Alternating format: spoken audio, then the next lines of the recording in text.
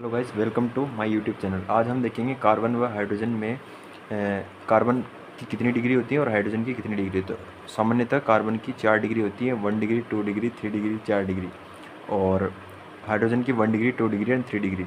तो हम different structure में देखेंगे कि कार्बन की डिग्री कैसे चेक करते हैं। तो हमारा जो जैसे कि पहला एग्जाम्पल दे रखा है। तो इसमें एक कार्बन 4 कार्बन से जुड़ा हुआ है। तो एक कार्बन ये, एक कार्बन ये, एक कार्बन ये और एक, तो ये 4 डिग्री कार्बन हुआ।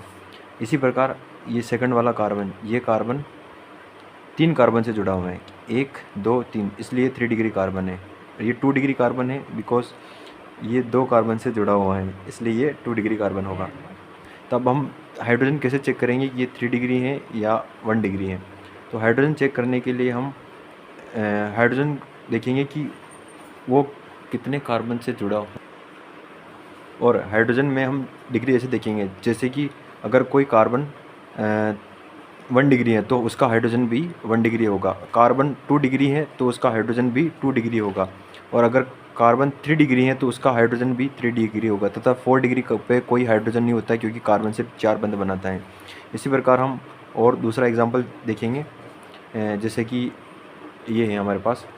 तो इसमें एक कार्बन 4 कार्बन से जुड़ा हुआ है, तो ये 4 डिग्री कार्बन होगा। और तथा इस पर कोई हाइड्रोजन नहीं होगा और उस हाइड्रोजन की 0 डिग्री होगी।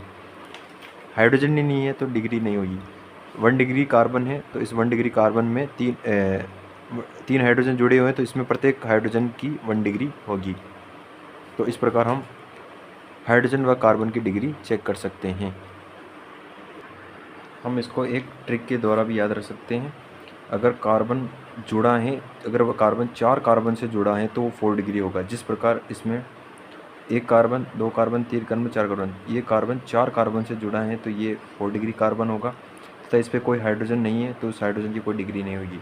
इसी प्रकार अगर कोई कार्बन 2 कार्बन से जुड़ा हुआ है, जैसे कि ये कार्बन 2 कार्बन से जुड़ा हुआ है, 1 और 2, तो ये 2 डिग्री हाइड्रोजन होगा, 2 डिग्री कार्बन होगा।